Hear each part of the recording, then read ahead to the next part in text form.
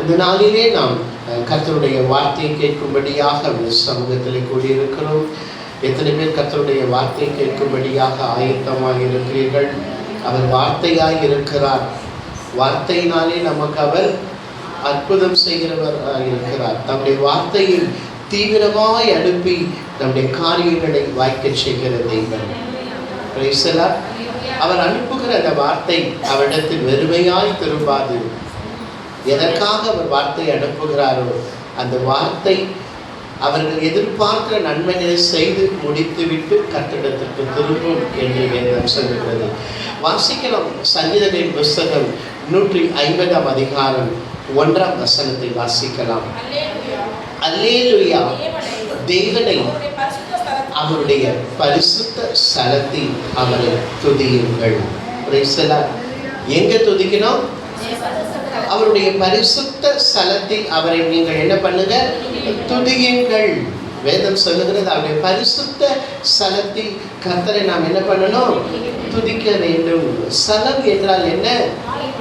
வீடு. ஸ்தலம் என்றால் வீடு. பரிசுத்த ஸ்தலம் என்றால் தேவனுடைய வீடு. ஸ்தலம் என்றால் வீடு, பரிசுத்த ஸ்தலம் என்றால் தேவனுடைய வீடு என்று வேதம் சொல்லுகிறது. தேவனை அவருடைய பரிசுத்த ஸ்தலத்தில் வந்து என்ன பண்ணுங்க? துதியுங்கள். அவருடைய வல்லமை விளங்கும் ஆகாய விரிவை பார்த்தவரை துதியுங்கள். வானத்தை பார்க்கும் பொழுது ஆண்டவர் எவ்வளவு அழகாய் வானத்தை படைத்திருக்கிறார். நட்சத்திரங்களை படைத்திருக்கிறார். விசேஷித்த நட்சத்திரங்களை படைத்திருக்கிறார். சந்திரனை படைத்திருக்கிறார். சூரியனை படைத்திருக்கிறார். அநேக கோள்களை தேவன் என்ன பண்ணியிருக்கிறாரு? படைத்திருக்கிறார். அதை பார்த்து நீங்கள் துதியுங்கள் என்று வேதம் சொல்லுகிறது. அது மாத்திரமல்ல, கர்த்தருடைய பரிசுத்த பரிசுத்த ஸ்தலத்தில் அவரை துதியுங்கள். எங்க துதிக்கணுமா? பரிசுத்த ஸ்தலத்தில் அவரை நாம் என்ன பண்ணணும்? துதிக்க வேண்டும் என்று வேதம் சொல்லுகிறது. இன்னைக்கு சபை கூடி வரும் பொழுதெல்லாம் தேவனுடைய பிள்ளைகள் வந்து கலந்து கொள்ளுகிறார்களா? கலந்து கொள்ளுகிறார்களா? சொல்லுங்க, கலந்து கொள்ளுகிறார்களா? கலந்து கொள்ளுகிறது கிடையாது. வீட்லயே உட்காந்து என்ன பண்றோம் பாஸ்டர்? நாங்க துதிக்கிறோம் பாஸ்டர். டிவி போட்டு துதிப்போம் பாஸ்டர். வீட்லயே துதிப்போம். அந்த வாலிப பிள்ளைங்களை சர்ச்சை கூட்டுவாங்க. இல்ல பாஸ்டர், அவங்க வீட்லயே துதிப்பாங்க. நான் வரேன் அவங்களுக்கு பதில்.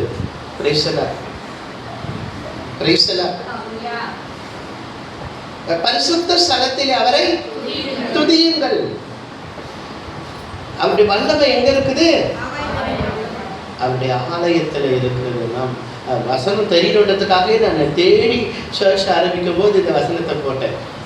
கர்த்தரோ என்றால் தமது ஆலயத்தில் இருக்கிறார் என்று ஆபகுக் தீர்க்கதரிசி 2:20 சொல்லப்படுகிறது. கர்த்தரோ என்றால் எங்க இருக்கிறாரு? நீங்க என்ன சொல்றீங்க? ஆண்டவர் பாஸ்டர், அது உண்மைதான். ஆண்டவர் இந்த வசனமும் சொல்லியிருக்கிறாரு. 2 பேர் 3 பேர் எங்க இருக்கிறாங்க அங்க இருக்கிறேன்னு சொல்லியிருக்கிறாரு பாஸ்டர். அதனால இந்த வாரம் நாங்கள் சர்ச்சுக்கு வரமாட்டோம், அந்த பிரேயருக்கு வரமாட்டோம், இந்த பிரேயருக்கு வரமாட்டோம், இந்த கூடுகைக்கு வரமாட்டோம், இதுக்கு தான் நாங்க வருவோம். நாமே நம்ம என்ன பண்றோம்? அதுக்கும் வசனமும் இருக்குது. வசனமும் இருக்குது. தேவனுடைய வீட்டில் அவரை வந்து துதியுங்கள். எதற்காக துதியுங்கள்? அவர் உனக்கு ஜீவனோடு உன்னை வச்சிருக்கிறார் பாரு, அதுக்கு வந்து துதி. முதல்ல 3 வேளை சாப்பாடு கொடுக்கிறார் பாரு, அதுக்கு துதி. நல்ல ட்ரெஸ் கொடுத்திருக்கிறார் பாரு, அதற்காக துதி. கர்த்தருடைய ஆலயத்துல வந்து நீ அவரை துதிக்கணும், அவரை மகிமைப்படுத்தணும். ஏன்? எதற்காக என்றால் உன்னை இதுவரைக்கும் நடத்தி கொண்டிருக்கிறார் பாரு, அதுக்காக உனக்கு. ஒரு சிலருக்கு நான் சொல்றது அப்படியே கசப்பா இருக்கும். அவர் ஆரம்பிச்சுட்டாரு, பாஸ்டர் தான் சொல்லுவாரு. பாஸ்டர் வேலை தான், பாஸ்டர் வேலை தான். அதான் நீ கேட்டன்னா அது அதுக்குடைய பிளஸ்ஸிங் உனக்கு இல்லை, அவ்வளவுதான். வேற என்ன சொல்ல முடியும்? சங்கீத புஸ்தகத்தில் நாம் பார்க்கிறோம் அநேக காரியங்களில சங்கீதக்காரன் தாவீது கர்த்தரை துதிக்கிறதை நாம் பார்க்க முடிகிறது. வனாந்திரத்தில் கொஞ்சம் ஆடுகளை வைத்து கர்த்தரை துதிக்கிறதை நாம் பார்க்க முடிகிறது. ஆடுகளை மேய்த்து கொண்டிருந்த தாவீதை கர்த்தர் சிங்காசனத்தில் உயர்த்தி வைத்ததை நாம் என்ன பண்ணுகிறது பார்க்க முடிகிறது. இதைதான் வேதம் சொல்லுகிறது. அல்லேலூயா, தேவனே அவருடைய பரிசுத்த ஸ்தலத்தில் துதியுங்கள். Praise the Lord. இன்னைக்கு நம்ம பரிசுத்த ஸ்தலத்துல ஆண்டவரை துதிக்கிறோமா? சொல்லுங்க, துதிக்கிறோமா? ஒவ்வொரு வெள்ளிக்கிழமை கர்த்தரை துதிக்கிறோமா? ஒவ்வொரு சபை ஓய்வு நாட்களிலே நாம் கர்த்தரை துதிக்கிறோமா? ஒரு சிலர் வந்துட்டு துதிக்க மாட்டோம், வேற எதனா பேசிட்டு இருப்பாங்க. Praise the Lord. கர்த்தரை அவருடைய பரிசுத்த ஸ்தலத்திலே அவரை என்ன பண்ணுங்க, துதியுங்கள். இன்னைக்கு நிறைய பேருக்கு சர்ச்சு தான் என்ன ஆயிடுதுன்னா, சீக்கிரம் நிறைய பேருக்கு ஃபோன் பண்றாங்க. சர்ச்சில் உட்காந்து எந்த இடத்துல கர்த்தரை துதிக்கிற இடத்துல அவங்க டைமிங் எடுத்து இங்க என்ன பண்றாங்கன்னா, அது ஃப்ரெண்ட்ஸ் பீஸ் என்ன சொல்றாங்க, பீஸ் மைண்ட் ஃப்ரீயா இருக்குது. மற்றவங்ககிட்ட சர்ச்சில் உட்காந்து பேசுறது செல்போன்ல. அதுக்கு ஆண்டவர் ஆலயத்தை ஏற்படுத்தி வச்சுல, அவரை துதிக்கிற இடம் ஆலயம். நீ சீக்கிரம் அவங்களுக்கு ஃபோன் பண்றது, இவங்களுக்கு ஃபோன் பண்றது, இதெல்லாம் கர்த்தர் பார்த்த உன்னுடைய ஒழுங்கு கிரமத்தை ஆண்டவர் பார்க்கிறாரு. அசட்டையான காரியத்தை நீ கர்த்தருடைய ஆலயத்துல செய்கிறத கர்த்தர் ஒரு நாள் என்ன பண்ண மாட்டாரு, விரும்பவே மாட்டாரு. கர்த்தருடைய ஆலயம் எதற்கு? அவரை துதிக்கிறதுக்கு தான் கர்த்தருடைய ஆலயம். அவரை ஆராதிக்கிறதுக்கு தான் கர்த்தருடைய ஆலயம். அவரை மகிமைப்படுத்துறது தான் கர்த்தருடைய ஆலயம். நம்ம சொல்லலாம், ஏசாயா தீர்க்கதரிசி சொல்லியிருக்கிறாரு, தேவனுடைய ஆலயம் எதுக்கு அப்படின்னு கூட சொல்லியிருக்கிறாரு. என்ன சொல்றா? வானம் அவருடைய சிங்காசனம், பூமி அவருடைய. அப்ப அவருக்கு எப்படிப்பட்ட ஆலயத்தை கட்டினாலும் அவர் அங்க என்ன பண்ண போறதில்ல, இருக்க போறதில்லை அப்படின்னு பைபிள் வசனம் சொல்லுது. புரியுதுல? நாம நேரத்துக்கு ஏற்ற மாதிரி என்ன பண்ணுவோம், பாஸ்டருக்கு டீச் பண்ணுவோம். நேரத்துக்கு ஏற்ற மாதிரி வசனத்தை எடுத்துப்போம், நம்ம கையிலே எடுத்துப்போம். புரியுதுல? இந்த வாரம் நம்ம ஆண்டூருக்கு ஒரு 10 வருஷத்துக்கு ஒரு சகோதரி ஞாயிற்றுக்கிழமை சர்ச்சுக்கு வரல, ஊருக்கு போகிறாங்க. என்கிட்ட சொல்லிட்டு போகிறாங்க, ஒரு ஃபேமிலியாக போகிறாங்க. அவங்க இங்கே இருக்கிறவங்க இல்லை, இப்போ அவங்க இங்கேயே இல்லை. அவங்க ஃப்ரெண்ட்ஸெல்லாம் ஆண்டவர்கிட்ட இருக்கிறாங்கன்னா கூட எனக்கு தெரியல. அவங்க ரீசெண்டாக இன்னைக்கு திருவிருந்து நீ சர்ச்சுக்கு வரதை விட்டு இல்லை ஃபாஸ்ட்டாக நாங்கள் எல்லாம் சர்ச்சில் ஆலயத்தை பாருது ட்ரெயின்லேயே துதிச்சுன்னு போவோம். என்ன பண்ணிட்டு போவோம்? ட்ரெயின்லேயே துதிப்போம், ட்ரெயின்லேயே பாட்டு பாடுவோம், ட்ரெயின்லேயே பைபிள் வசனம் வாசிப்போம். அவர்களுக்கு ஏற்றது போல வசனத்தை மாற்றி கொள்ளுகிறத கர்த்தர் பார்த்து கொண்டிருக்கிறார். ஏன்னா அதுக்கு ஏற்ற மாதிரி வசனம் என்ன பண்ணுது, இருக்குது. வாசிக்கலாம். அப்போஸ்தல நடவடிக்கை 7ஆம் அதிகாரம் 47 50 வரைக்கும் வாசிக்கலாம்.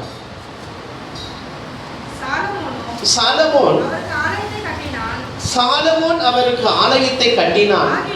ஆகிலும் உன்னதமானவர் கைகளினால் செய்யப்பட்ட ஆலயத்தில் அவர் வாசமாய் இருக்க மாட்டாரு.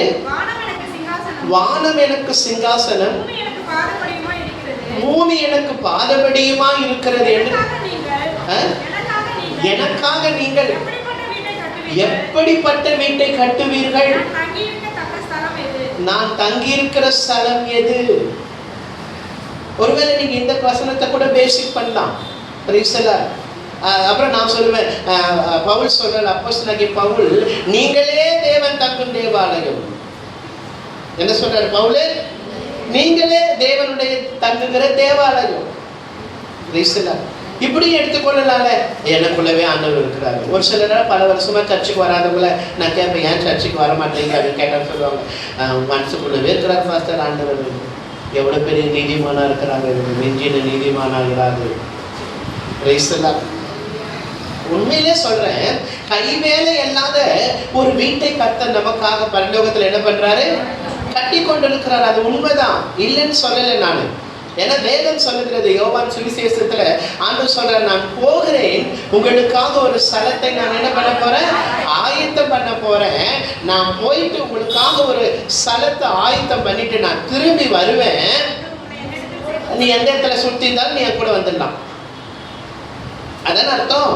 அவர் சொல்லிட்டாரு, நான் போறேன், திரும்பி வருவேன், நீ எங்க வேணா போ, எங்க வேணா சுத்திக்கோ, அதை பத்தி கவலை இல்லை, நான் வரும்போது நீ என் கூட வந்துடலாம் அப்படின்னு சொன்னாரா? எதற்காக வேதம் சொல்லுது, கைகளினால் மனுஷன் கட்டின கைகளினால் தேவன் என்ன பண்றல அந்த ஆலயத்துல நான் வாசமா இருக்க மாட்டான். சாலமோன் அவ்வளவு பெரிய ஆலயம் கட்டினாலும் நாங்க இல்லை அப்படின்னு சொல்லுது. அப்ப எதற்கு ஆலயம் உனக்கு? ஏன் ஆலயம் உனக்கு? ஆண்டவர் வரும் வரைக்கும் உனக்கு ஏதோ ஒரு ஆலயம், உனக்காக முன்குறிக்கப்பட்ட ஆலயம் ஒன்று தேவை. உன்னை தேவன் எதற்காக அழைத்திருக்கிறார், எந்த இடத்துல அழைத்திருக்கிறார், உன்னை எந்த ஸ்தலத்தில் வைத்திருக்கிறாரோ அந்த ஸ்தலம் தான் உனக்கு ஆலயம். தேவன் வரும் வரைக்கும் உனக்கு ஆலயம் தேவை.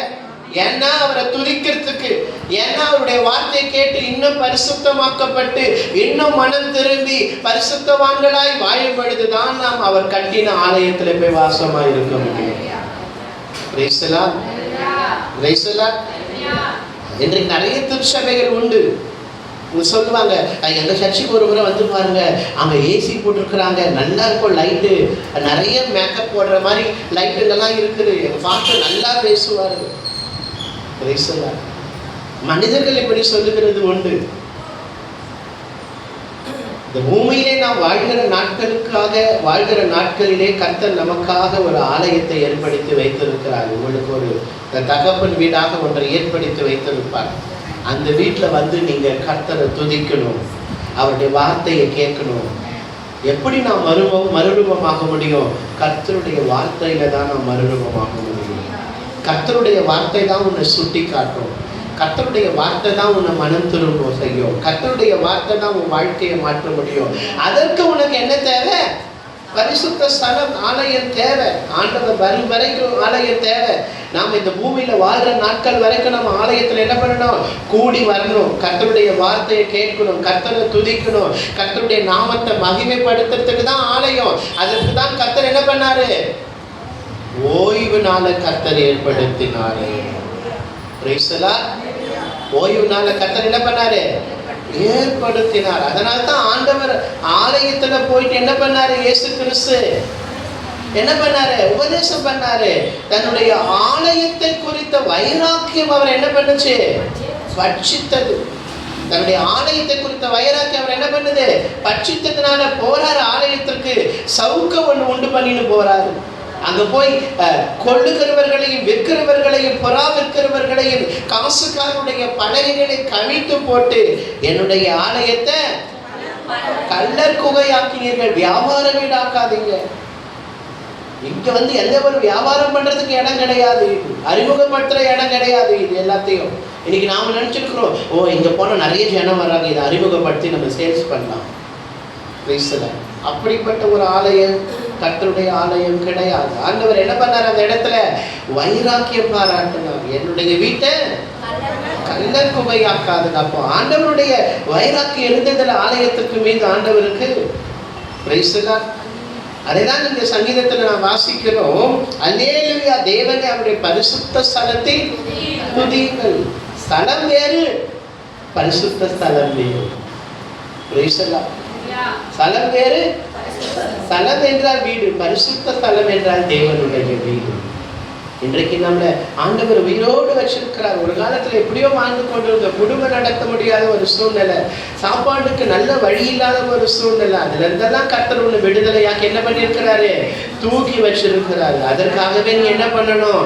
ஒவ்வொரு வாரங்கள் சபை கூடி வரும் பொழுது அவருடைய ஆலயத்தில வந்து அவரை நாம் துதிக்க வேண்டும், அவரை மகிமைப்படுத்த வேண்டும். அவரை துதிக்கணும், அவரை மகிமைப்படுத்தணும். அததான் இங்க சங்கீதத்துல சொல்லப்படுகிறது, பரிசுத்த ஸ்தலத்தில் அவரை வந்து துதியுங்கள் நீங்கள். அப்படி நாமும் மகிமைக்காக அவரை வந்து நீங்க என்ன பண்ணுங்க? துதிங்க. லூக்கா சுவிசேஷத்தை நான் வாசிக்கலாம், 13ஆம் அதிகாரம் 10-13 வாசிக்கலாம்.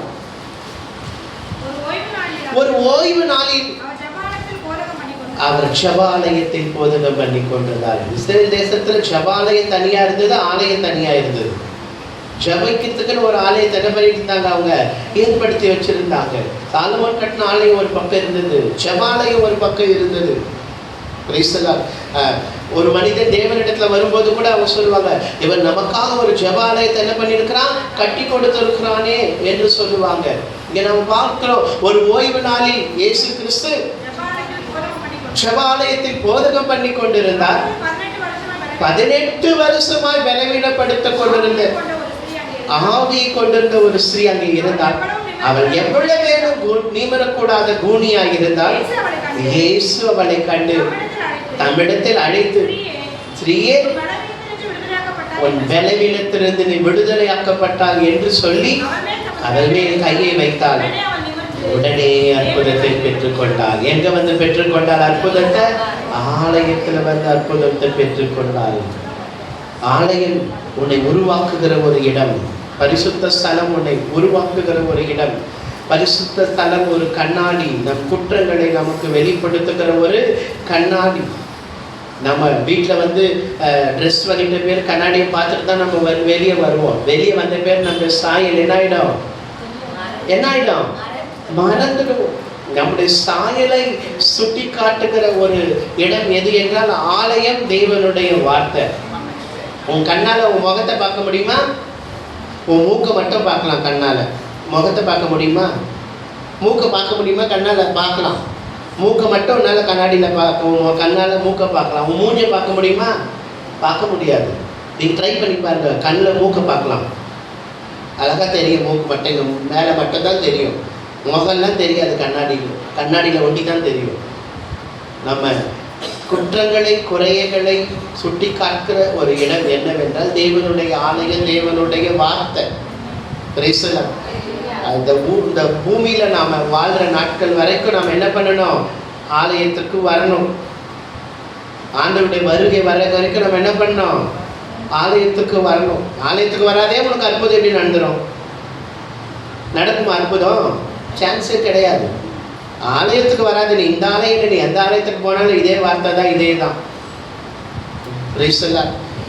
அதைதான் சங்கீதக்காரன் தாவீது இப்படியாக சொல்லுகிறார், தேவனே அவருடைய பரிசுத்த ஸ்தலத்தில் வந்து துதியுங்கள். 18 வருஷம் கூனியாக இருந்த பெண் என்ன பண்ணாங்க? அவரை துதிக்கிறதுக்கு எங்க வந்தாங்க? ஆலயத்துக்கு வந்தாங்க, ஜெபாலயத்துக்கு வந்தாங்க. இயேசு என்ன பண்ணாரு? அந்த பெண்ணை பார்த்தாரு. 18 வருஷமா இவ்வளோ பலவீனத்தில் இருக்கிற அந்த பெண்ணை இன்றைக்கு நாம் என்ன செய்யணும்? விடுதலையாக்க வேண்டும் என்று விடுதலையாக்கினார். 38 வருஷம் ஒரு மனுஷன் என்ன பண்ணிட்டு இருந்தான்? பெதஸ்தாக்குள்ள தருகே படுத்து கொண்டிருந்தான். அவன் வெகு காலமா வியாதிஸ்தன் என்று இயேசு அறிந்து அந்த மனிதனை தேடி போய் சுகம் கொடுத்தார். நீ எவ்வளவு பிரச்சனையில ஆலயத்துல வந்து கர்த்தரை துதிக்கிற தெரியுமா? அதை பார்க்கிறாரு கர்த்தர். அதை பார்த்து தான் உனக்கு என்ன கொடுக்கிறாரு? விடுதலை கொடுக்கிறாரு. இன்னைக்கு நாம என்ன சொல்றோம்? பிரச்சனை அதிகமா இருக்குது, அதனால நான் என்ன வரல, நான் வீட்டுல உட்காந்து துதிக்கிறேன். பிரச்சனை எவ்வளவு வருஷமா இருக்குது, அந்த பிரச்சனையில அந்த போராட்டத்துல நீ கர்த்தருடைய ஆலயத்துல வந்து நீ கர்த்தரை துதிக்க வர தெரியுமா? அதை பார்த்து தான் கர்த்தரோட என்ன பண்ண முடியும்? விடுதலையாக்க முடியும், சுகமாக்க முடியும். பரலோகத்துக்கு போகிறதுக்கு ஒரு வழியை நாம் என்ன பண்ற? ஆலயம் தான் என்ன பண்ணுது? சொல்லுது. அதான் ஆலயம் தானே சொல்லுது. ஆலயத்துல கர்த்தருடைய வார்த்தை தானே பிரசங்கிக்கப்படுகிறது. அப்போ நம்ம ஆலயத்துல வந்து கர்த்தரை துதித்து கர்த்தருடைய வார்த்தை கேட்கறதுனால தானே நமக்கு என்ன உண்டாகிறது? விடுதலை உண்டாகிறது, ஆசீர்வாதம் உண்டாகிறது, ஆத்தும ரட்சிப்பு உண்டாகிறது. பரலோகத்துக்கு போகிறதுக்கு ஒரு வழியை தான் அவங்க என்ன பண்றாங்க? அறிவிக்கிறாங்க. அந்த மெயினான இடத்தையே விட்டுட்டு நீ வீட்டுல உட்கார்ந்தா உனக்கு என்ன அற்புதம் நடக்கும்? என்ன அதிசயம் நடக்கும்?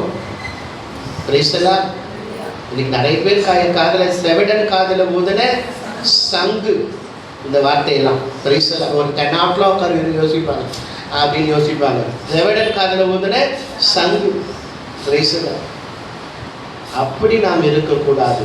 கர்த்தருடைய ஆலயத்துல வர்றது, பரிசுத்த ஸ்தலத்துல வர்றது எதுக்காக?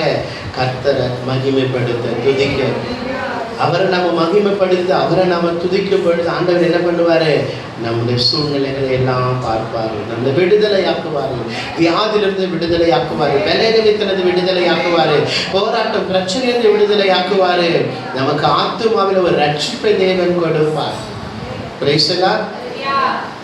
Praise the Lord. பாவம் செய்கிற ஆத்துமா என்னாகும்? சாகும். அந்த ஆத்துமாவில் கர்த்தருடைய வார்த்தை இருந்தா தான் அந்த ஆத்துமா என்னாகும்? உயிர்ப்பிக்கும், விடுதலையாக்கப்படும். அப்ப ஆத்துமா விடுதலையாக இருந்தா தான் கர்த்தர் நமக்காக ஏற்படுத்தி வைத்திருக்கிற அந்த ஸ்தலத்துல போய் நாம் என்ன பண்ண முடியும்? அவரோடு கூட நாம் அங்கே இருக்க முடியும். இது ஒரு ட்ரைனிங் ஸ்கூல் தான் ஆலயம். உன்னை உருவாக்குகிற ஒரு பட்டறை. அதானே இரும்பு பட்டறைக்கு நீங்க போய் பாருங்க. கடப்பாறை, மம்முட்டி, இந்த ஆயுதங்கள் எல்லாம் தயாரிக்கிற அந்த பட்டறை போய் பாருங்க. நல்லா சூடு காட்டி காட்டி என்ன பண்ணுவாங்க, அதை அடிச்சுட்டே இருப்பாங்க. நாம பாஸ்டர் என்ன பிரசங்கம் பண்ணா, இவர் என்னதான் சொல்றாரு, என்னை பத்தி தான் பேசுறாரு, என்னதான் சொல்றாரு, அது வேற பேசிப்பாங்க போயிட்டு. என்னன்னா இந்த வாரம் இவங்களை பத்தி தான் மெசேஜ். ஆண்டவர் இல்லை, பைபிள்ல ஆண்டவர் வார்த்தை இல்லை, சீசன்ல இல்லை, என்னை பத்தி இவங்களை பத்தி தான். உன்னை பத்தி மெசேஜ் சொல்லிக்கோ, மனு திரும்பிடு. ஆனா நீ என்ன சொல்ற, இன்னைக்கு இந்த குடும்பத்தை பத்தி தான் மெசேஜ், நாளைக்கு அந்த குடும்பத்தை பத்தி தான் மெசேஜ். ஒரு ஆலயம் என்பது உன்னை உருவாக்குகிற ஒரு இடமாக இருக்கிறது. கர்த்தருடைய வார்த்தையை கேட்டு கேட்டு கேட்டு நம்ம மனம் திரும்ப பரிசுத்தமாக்கப்பட தான் பரலோகத்துல நமக்கு என்ன உண்டு, இடம் உண்டு. வெளிப்படுத்த விசேஷத்தை நம்ம வாசிக்கிறோம், பரிசுத்தமாக இருக்கிறவன் அவர் தான். பரிசுத்தமாயிட்டீங்க, நீங்க ஞானஸ்தானம் எடுத்துட்டீங்க, நீங்க சர்ச்சையில இருங்க, ஆண்டவர் தான் நீங்க போயிடுவீங்க. அப்படி சொல்ற வேதம். பரிசுத்தமாக இருக்கிறவன் இன்னும் பரிசுத்தமாகட்டும். அசுத்தமாக இருக்கிறவன் அசுத்தமாக இருக்கட்டும். இதோ நான் சீக்கிரமாய் வருகிறேன், அவன் அவனுடைய கிரியைகளுக்கு தக்க பலனை என் கரத்திலே நான் என்ன பண்றேன், கொண்டு வரேன் என்று ஆண்டவர் சொல்லியிருக்கிறார். பரிசுத்தமாயிட்டா. ஆபிரகாமை பார்த்து ஆண்டவர் சொல்றார், 90 வயசுல சொல்றாரு, நீ எனக்கு முன்பாக நடந்து கொண்டு உத்தமனாயிரு. எத்தனை வயசுல? 90 வயசுல. இன்னைக்கு வாலிப பசங்களால நம்ம என்ன பண்றோம், சாப்பாடெல்லாம் செஞ்சுமா இங்க வச்சிருக்கிறோமா, சாப்பிட்டு படுத்துக்கோ. கிறிஸ்தல நான் சர்ச்சுக்கு போயிட்டு வந்தேன், நீ வீட்டில் இரு. கிறிஸ்தல எல்லாரையும் ஊருக்கு அனுப்பிட்டு நாம சர்ச்சுக்கு வந்துடுவோம். பசங்களெல்லாம் ஊருக்கு போய்க்கிறாங்க, பாஸ்டர் கேட்டால் சொல்லிக்கலாம். கிறிஸ்தல ஆலயம் உருவாக்குகிற ஒரு இடம். கிறிஸ்தல உன்னை ஆசீர்வதிக்கிற ஒரு இடம், உன்னை விடுதலை ஆக்குகிற ஒரு இடம், பரலோக ராஜ்யத்தில் உன்னை கொண்டு போய் சேர்க்கிற ஒரு இடம். அதற்கு நீ மிஸ் பண்றன்னா நீ என்ன சொல்ல முடியும்? நம்ம நிறைய கிருபைகளை, ஆசீர்வாதங்களை, நாம் உயர்வுகளை, மேன்மைகளை நம்ம என்ன பண்றோம், இழந்து போறோம். கர்த்தருடைய கிருபையை நாம் என்ன பண்றோம், இழந்து போறோம். கிருபை தான் ஒரு மனுஷன் என்ன பண்ணோம், உயர்த்தோம். கிருபைனாலும் சத்தியத்தினாலும் பாவம் நிவர்த்தி ஆகும். கிருபையும் சத்தியம் என்ன சொல்லப்படுது, என்ன வீட்டில் சொல்லப்படுதா? கிருபையும் சத்தியமோ? கிருபையும் சத்தியமும் வேதத்தில் இருக்கிறது. இந்த வேதத்தின் வார்த்தை மூலம் ஆலயத்தில் கிருபையும் சத்தியத்தை என்ன பண்றாங்க. இன்னைக்கு நான் கொஞ்சம் நேரம் எடுத்து பிரசங்கம் பண்றேன், ஏன்னா சங்கீதத்தை நான் முடிக்கிறேன். கிருபையும் சத்தியத்தினால உனக்கு என்ன ஆகும், பாவம் நிவர்த்தி ஆகும். ஒரு பரிசுத்த ஸ்தலம் உனக்கு பாவத்திலிருந்து விடுதலை கொடுக்கிற ஒரு இடம், வியாதிலிருந்து உன்னை சுகமாக்குற ஒரு இடம், உன் கட்டுகளை உடைக்கிறது பரிசுத்த ஸ்தலம், உன்னை ஆசீர்வாதத்தை கொடுக்கிறது பரிசுத்த ஸ்தலம், பரலோகத்திற்கு கொண்டு போய் உன்னை சேர்க்கிறது பரிசுத்த ஸ்தலத்தில் இருந்து பிரசங்கிக்கப்படுகிற வார்த்தைகள் தான். நாம உயிரோடு இருக்கிற வரைக்கும் நம்ம என்ன பண்ணணும், பரிசுத்த ஸ்தலத்துல வந்து கர்த்தரை என்ன பண்ணணும், துதிக்கணும். ஆண்டவர் வரும் வரைக்கும் பரிசுத்த ஸ்தலத்துல வந்து கர்த்தரை நாம என்ன பண்ணணும், துதிக்கணும்.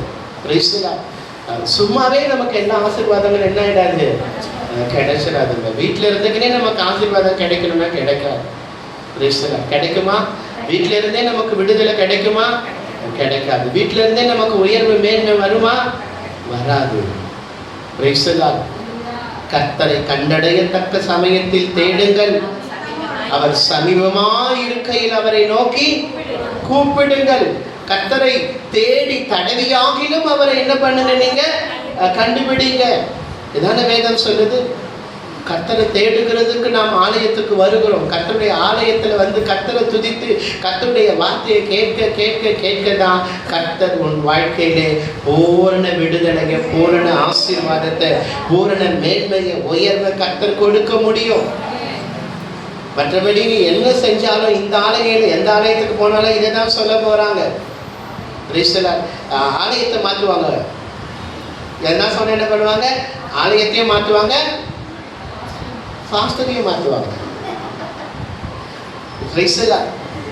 நீ யாரை மாத்தினாலும் கர்த்தருடைய வார்த்தை தான் உன் வாழ்க்கையில மேன்மையை கொண்டு வர முடியும். கர்த்தருடைய வார்த்தை தான் உன் என்ன பண்ண முடியும், உயர்த்த முடியும். இன்னைக்கு கர்த்தருடைய வார்த்தை கேட்டுக்கொண்டிருக்கிற தேவ ஜனங்களாகிய நீங்கள் கர்த்தருடைய பரிசுத்த ஸ்தலத்தில் போய் அவரை துதியுங்கள், அவரை மேன்மைப்படுத்துங்கள், அவரை உயர்த்துங்கள். உங்களை விடுதலையாக்குவார், உங்களை ஆசீர்வதிப்பார், உங்கள் ஆத்துமாவுக்கு ரட்சிப்பை தேவன் கொடுப்பார், பரலோகத்திற்கு போகும்படியான ஒரு வழியை தேவன் உங்களுக்கு உண்டாக்குவார். கர்த்தரை ஆசீர்வதிப்பாராக. நாம் மேன்மையில் இருக்கலாம். பரலோக பிதாவை நாங்கள் துதிக்கிறோம், உன்னுடைய நாமத்திற்கு துதிகன மகிமையை செலுத்துகிறோம். அப்பா, உன்னுடைய ஆலயத்தில் உன்னுடைய பரிசுத்த ஸ்தலத்திலே நாங்கள் வந்து துதிக்கும்படியாக நீர் எங்களுக்கு பாராட்டின கிருபைக்காக உமக்கு ஸ்தோத்திரம், உமக்கு மகிமை செலுத்துகிறோம், உயர்த்துகிறோம். அப்பா, அன்றைக்கு அந்த ஜெபாலயத்தில் 18 வருஷம் பலவீனமாய் இருந்த பெண்ணை சுகப்படுத்தினது போல இன்றைக்கு ஆலயத்தினுடைய மகிமை என்ன என்று உடைய பிள்ளைகள் அறிந்து கொண்டு ஆலயத்தில் வந்து ஆசீர்வாதங்களை, கிருபைகளை, விடுதலையை பெற்றுக்கொள்ள ஒவ்வொருவருக்கும் கிருபை செய்ய, ஒவ்வொருவரையும் வழிநடத்துங்க. ஆசீர்வதிக்கிறோம் இயேசுவின் நாமத்தில் பிதாவே. ஆமென்.